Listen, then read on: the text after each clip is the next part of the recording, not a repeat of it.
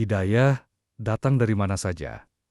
Ibu Cindo ini mendapat hidayah saat dia menjadi guru senam. Silahkan disimak. Assalamualaikum warahmatullahi wabarakatuh. Saya dengan Ibu Sari Sukma Dewi. Nama dari orang tua, nama Tionghoanya Chung Sin Yin. Saya keturunan dari Tionghoa asli banget origin. Bahkan masih ada saudara yang ada di RRC, yang di Hong Kong. Itu keluarga Konghucu, ke Konghucu, Tepekongan. Oh, Tepekongan. Ya, militan Tepekongan. Sekarang keluarga walaupun tidak seakidah, ada yang ke Kristen, ada yang masih Buddha. Kebetulan saya sendiri yang masuk bersahadat, masuk Islam. Muslim, insya Allah. Alhamdulillahnya orang tua saya itu tidak anaknya bebas untuk memilih kepercayaan masing-masing. Jadi saya bersyahadat itu nggak ada kendala apa-apa, lancar alhamdulillah. Dulu saya kan instruktur senam, jadi pernah kasih private sama teman-teman yang mau jadi instruktur senam juga. Ada berapa orang ya? Sekitar 5 orang.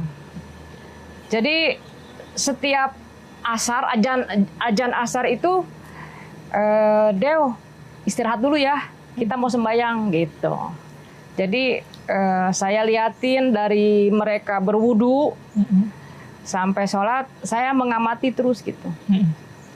Dari hari ke hari lagi menemukan harinya kasih kursus gitu kan.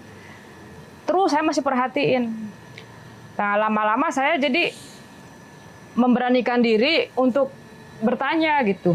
Itu sebetulnya apa sih? Kok cuci tangan, cuci muka?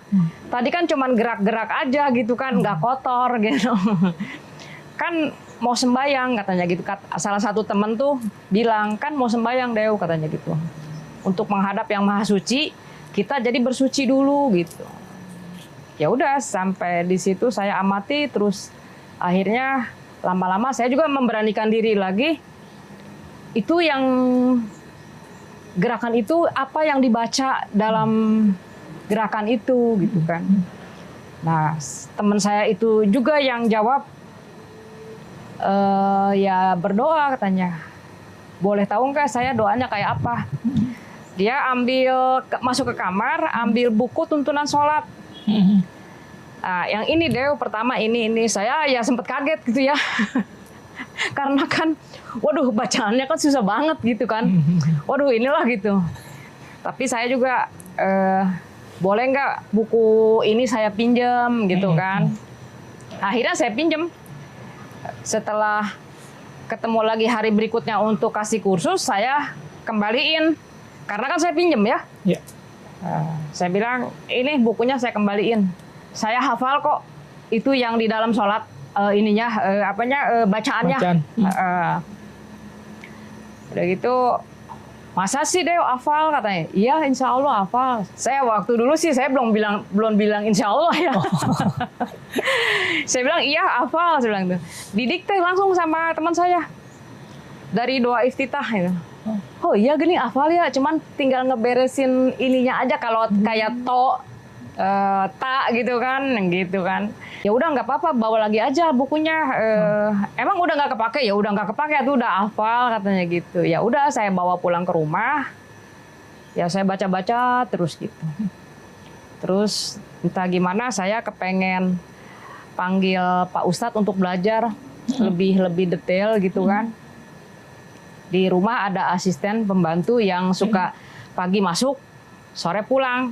Ya saya tanya sama itu asisten pembantu, Bi, kira-kira ada nggak Pak Ustadz yang bisa kasih tahu ke saya ini buku ini pelajaran Islam gitu kan? Oh emang kenapa Ci katanya? Iya pengen tahu aja gitu. Akhirnya ya udah saya belajar sama Pak Ustadz itu. Setelah belajar, terus belajar Iqra, belajar wudu, belajar itu juga yang gerakan sholat. Sudah belajar seminggu kan 2 kali ya. seminggu 2 kali selama sebelum sebulan saya gini, Pak Ustadz, saya mau masuk Islam gitu. Saya harus kemana? Kirain saya tuh harus ke kantor agama gitu kan, harus kemana gitu. Oh, ibu mau masuk Islam? Ya, mau masuk Islam. Ya udah, besok ibu kan sudah saya ajarkan berwudu, udah bisa. Nanti saya datang ke sini, ibu sudah berwudu, nanti ibu bersahadat gitu. Alhamdulillah sampai sekarang. Semoga aja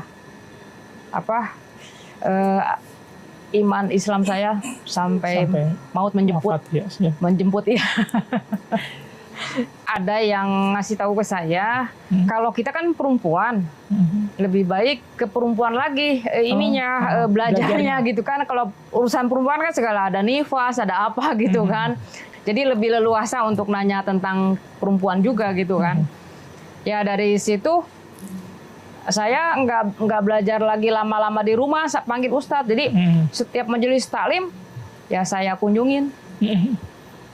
Jadi belajarin majelis taklim. Dari kecil itu kan sekolah diantar sama supir, terus dijemput, udah nggak boleh keluar, ibaratnya dipinggit. Jadi nggak ada gaul-gaul lagi kayak anak sekarang main keluar, nggak ada, cuma di sekolah aja udah gitu. Tapi memang di sekolah juga ada sih pelajaran Islam gitu kan, ada. Kan kalau di negeri kan ada ya pelajaran agama Islam gitu. Iya, sempat sih saya. Tapi nggak terlalu banyak namanya masih anak-anak mungkin ya. Kalau Bapak guru menerangkan di papan bor ya udah tinggal nulis aja nyalin gitu. Ya kalau Islam memang teratur ya untuk ibadahnya, waktu-waktunya kan udah ditetapkan kan, ada zuhur, ada subuh, zuhur, asar gitu kan. Kalau di agama yang dulu saya kan Kristiani. Jadi ya bebas aja mau kapan aja berdoa gitu kan. Lagian juga kan nggak pakai gerakan seperti harus bersuci dulu gitu kan, ada fikihnya gitu kan. Terus baru perempuan harus pakai mukena gitu kan, cuman kelihatan wajah aja sama telapak tangan gitu kan. Kalau dulu kan Kristen itu kan nggak ada yang gitu, jadi ya udah berdoa aja langsung dengan sikap doa, tidak harus pakai apa-apa gitu. Dari sujudnya, Sujud. ya. Pas melihat sujud itu, saya tuh, oh sama ya, ada sujudnya sama agama yang papa saya gitu kan. Di Buddha juga kan ada sujud. Kalau Buddha itu kan namanya kui, sujud. Kalau di kita kan sujud ya. Kok sama gitu ya, ada sujudnya gitu. Jadi kan kalau sujud itu yang benar-benar kayak berserah diri itu dengan pasrah, tawadu gitu ya, dengan serendah-rendahnya lah gitu. Jadi saya sih dari kecil memang ke wihara, iya gitu kan. Dari kecil memang ke bawah kan sama nenek gitu, suka ke Tepekong, ke wihara, dengerin juga Romo gitu kan. Terus ya sudah remaja, temen ada yang ngajak-ngajak ke gereja gitu. Jadi belum ini agamanya tuh belum gimana. Iya belum ada yang gimana gitu. Tapi setelah berumah tangga, jadi agak mau belajar ke Kristen karena ada teman Kristen kan, gitu. Udah gitu dari saya gagal rumah tangga yang kedua kali. Di situ saya sama sekali nggak ada ibadah. Kalau dibilang itu kayak orang murtad gitu. Kok ini lagi belajar agama malah kok rumah tangga jadi pecah gitu. Jadi kayak kayak frustasi, kayak apa gitu. Kok ini lagi benar-benar mau belajar mendekatkan diri sama Tuhan gitu kan. Kok ini malah pecah gitu rumah tangga. Ya itu. Di Kristen juga kan ada beda paham ya. Nah itu saya pisah baik-baik sama suami yang kedua itu. Karena itu. Suami pertama kan meninggal. Kita tuh masih tepekongan. Oh itu masih belum mengucap syahadat ya? Belum. Oh iya. Itu tuh di rumah saya punya altar. Seperti Dewi Kuan Im. Dewi ya. Cinta Kasih gitu. Nah, udah meninggal, memang nggak terlalu ke agama sih ya gitu. Ya cuman kalau orang Tepekongan itu, Buddha itu apa Konghucu yang ininya banget tuh, setiap malam tanggal 1 bulan sama setiap tanggal 15 namanya Cait Sapgo. Jadi itu namanya altar dibersihin, meja-meja lilinnya dipasang gitu kan. Nah, setelah meninggal udah saya tuh jadi keikut-ikut temen, diajak lah jadi Kristen gitu. Dapat jodoh Kristen tapi beda pahamnya. Gitu, seperti kayak tadi saya bilang. Jadi malah saya tuh jadi kayak orang murtadnya gini, kok iya, kok lagi ini belajar agama kok jadi gini ya, jadi malah rumah tangga kok jadi ada ujiannya sehingga pisah gitu. Ya udah, dari situ udah pisah. Sama sekali saya nggak ada ibadah, nggak ada pencarian, pokoknya nggak ada aja. Nah di situ baru saya waktu ngajar senam, mungkin itu hidayah Allah, kasih sayang Allah itu sama saya di situ. Untung aja saya masih dikasih hidayah sama Allah, jadi kembali lagi kepada yang lebih sempurna. Ya itu perjalanan ya, mungkin belok, sampailah kepada yang sempurna gitu kan. Sebetulnya saya sih nggak pernah ngasih tahu karena kan udah beda rumah ya, udah punya rumah tangga masing-masing kan, jadi nggak ngasih tahu. Saya tuh cuman orang tua, kok udah gini ibadahnya gitu. Pernah seperti itu ya? Ibu saya yang nanya, kok cenah sembahyangnya kayak gitu? Ya udah masuk Islam. Oh ya udah, asal dijalanin aja bener-bener. Makanya di rumah kayak bineka tunggal ika, kata papa saya. Ada yang Buddha, ada yang Kristen, ada yang Islam. Kebetulan saya sendiri yang Islam. Gitu. Bu Dewi anak tuh pertama. Oh pertama? Iya. Itu benar-benar yang 9-nya nggak ada yang ngikut ke Bu Dewi tuh? Belum. Nggak pernah sih saya untuk kalau ngajak ya. Tapi pernah sih belakang-belakangan saya pernah ngajak sama adik saya yang laki-laki. Yang adik saya tuh dia gitu, adik laki-laki yang deket sama saya. Kan masih gini Tepekongan lah gitu kan. Masih ada ritual-ritual dari adat istiadat orang Chinese. Saya pernah sih, ayo udah tua saya bilang gitu kan. Ayo kita pegang yang benar-benar akidahnya gitu kan. Di orang Tionghoa kan ada bulan-bulan yang untuk ritual nyediain seperti makanan kesukaan orang tua gitu. Itu mungkin kekhawatiran dia kalau dia masuk Islam mungkin nggak bisa lagi seperti itu ke orang tua tuh berbaktinya seperti itu gitu. Padahal saya udah kasih tahu. Kalau yang meninggal itu udah ruh ya. Kalau ruh itu ya nggak makanan seperti orang yang hidup, saya bilang gitu. Tapi mungkin udah ini kali ya. Ya semua tergantung hidayah. Insya Allah doain aja. Kita kan sekolahnya di negeri ya. Karena sekolah di negeri kalau ada liburan sekolah itu kan dulu mah ada pesantren kilat gitu. Jadi mungkin saya juga nggak tahu dia ngikut pesantren kilat. Jadi ikut kali diajak sama temennya. Diajak sama temennya pesantren kilat udah gitu. Pas lagi saya nulis-nulis ini gitu kan, Mami mau masuk Islam mau disunat gitu. Oh kenapa sih? Pengen disunat aja. Itu mah langsung tutup buku, langsung saya ke rumah sakit. Beneran nih mau disunat? Iya bener, udah saya langsung beresin buku yang saya lagi nulis-nulis di meja, langsung saya bawa ke rumah sakit. Ya udah aja di depan kamar operasi, saya doa aja. Bismillah. Ini hari saya serahkan ya Allah putra saya kepadamu ya Allah, tolong dibimbing imannya. Aduh saya bahagia banget waktu itu. Takut berubah kan anak kecil ya, SD gitu kan. Takut berubah besok enggak.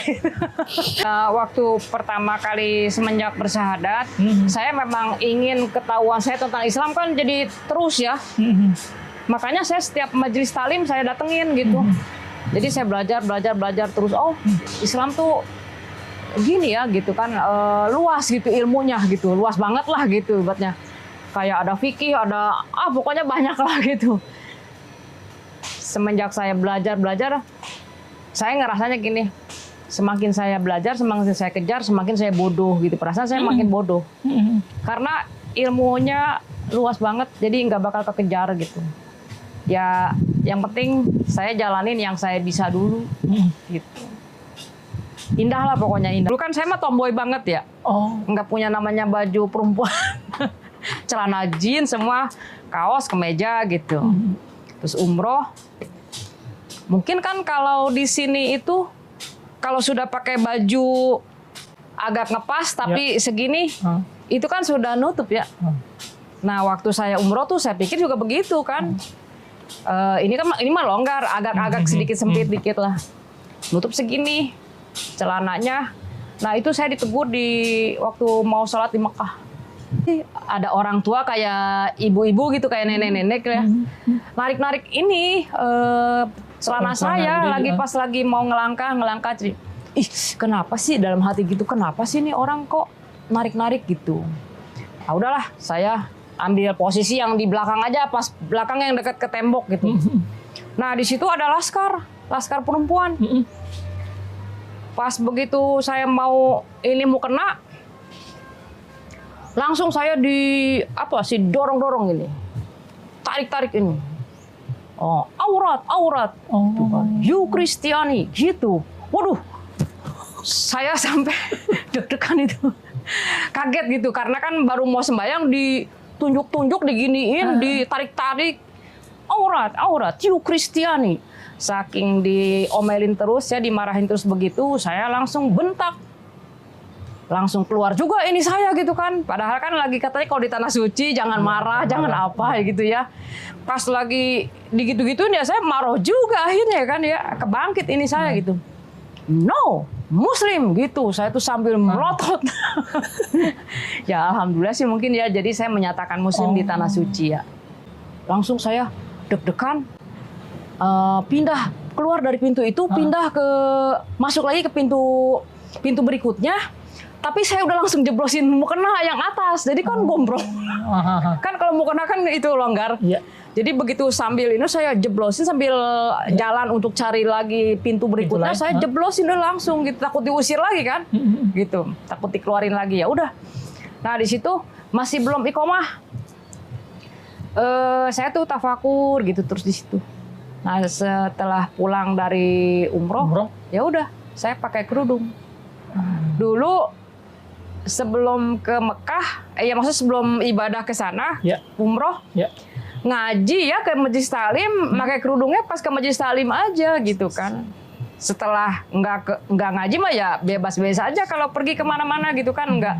Pas ketemu Bu Ustadz yang ini, aduh kenapa kemana kerudungnya gitu, aduh Bu Ustadz panas gerah gitu kan. Beliau kasih ini ke saya gini, kasih pencerahan. Coba deh dipakai, rasanya enak-enak aja, nggak ngerasa gerah, nggak ngerasa panas gitu. Oh iya Bu Ustadz, insya Allah. Nah, itu di situ. Semenjak saya Muslim, kalau bulan puasa kan di TV tengah malam kan suka ada yang taraweh ya, gitu. Saya suka dengerin gitu, liatin, kok panjang amat suratnya gitu kan ya. Saya suka doa, ya Allah, tolong sampaikan langkah saya ke situ gitu kan. Ada lagi yang ngasih tahu ke saya, Bu Dewi, coba belajar nabung. Tapi buku tabungannya dipisahin. Itu niatnya, Bismillahirrahmanirrahim, saya nabung buat berangkat pergi ke haji gitu. Insya Allah nanti Allah yang menggenapi semua ongkosnya. Ya itu saya buka rekening lah di bank yang beda gitu kan. Ya udah, pertamanya 100.000 saya nabung. Ya insya Allah, alhamdulillah ada rezekinya, berangkat. Wah seneng banget saya begitu ngeliat Ka'bah. Kan disuruh sujud sama mutawifnya. Waduh disujud ngeliat Ka'bah, aduh nangisnya minta ampun itu. Begitu mau lihat Ka'bah, suruh sujud, ya Allah. Memang gimana ya, benar-benar mungkin saya diundang sama Allah gitu, sampai ke sini kaki saya gitu kan, langkah saya sampai ke sini. Terharu banget saya, nangis nggak berhenti di sana itu. Kok bisa ya sampai ke sini gitu? Berarti kan apa yang kita inginkan dengan diimani niatnya yang ini, insya Allah pasti. Sekarang, terus sedangkan kita kan rindu, seperti ingin ketemu kekasih kan. Kalau ke sana itu kangen, umroh lagi aja 2-3 bulan langsung berangkat. Yang penting saya nggak berpikiran pengen haji gede, haji apa. Pokoknya saya pengen ke Baitullah aja udah. Yang paling ingin sih ibadahnya lebih dekat lagi, lebih khusyuk. Kalau keinginan yang lain-lain saya serahin aja sama Allah. Kalau kita banyak keinginan terstres. Ya, udah kita mending berserah aja lah sama Allah. Serahin semua urusan dunia sama Allah, termasuk hidayah untuk para keluarga saya dan anak-anak saya. Yang penting saya bisa semakin usia lanjut, semakin ibadah saya semakin khusyuk, semakin diridhoi sama Allah, itu aja. Amin.